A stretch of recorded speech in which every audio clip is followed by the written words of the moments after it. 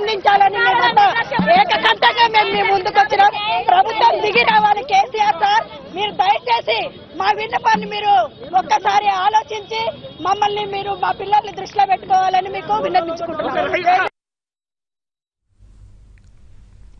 Inter ఫలితాల్లో అవకతవకలకు కేసీఆర్, కేటీఆర్ బాధ్యత వహించాలని కాంగ్రెస్ సీనియర్ నేత వి హనుమంతరావు అన్నారు.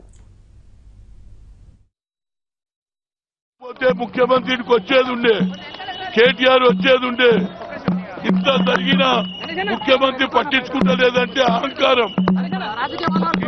ఇది ఎట్టి పరిస్థితిలో మర్డర్ కేసు పెట్టాలి పోలీసు వాళ్ళు. ఎవరి మీద? కేటీఆర్ మీద, చీఫ్ మినిస్టర్. ఇది ప్రజాస్వామ్యం.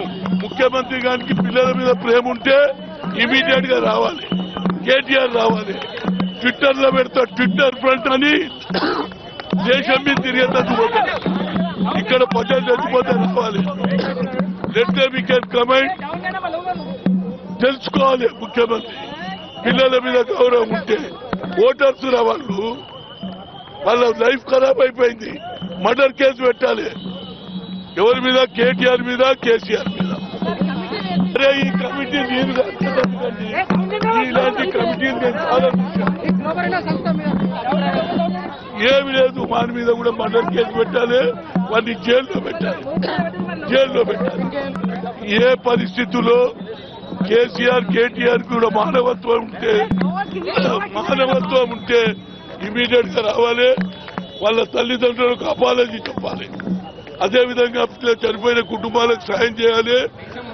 రీవాల్యుయేషన్, ఫీజు తీసుకోవద్దు. జరిగినటువంటి వాళ్లకు గతంలో ఎవడైతే చేస్తున్నానో వానికి ఇవ్వకుండా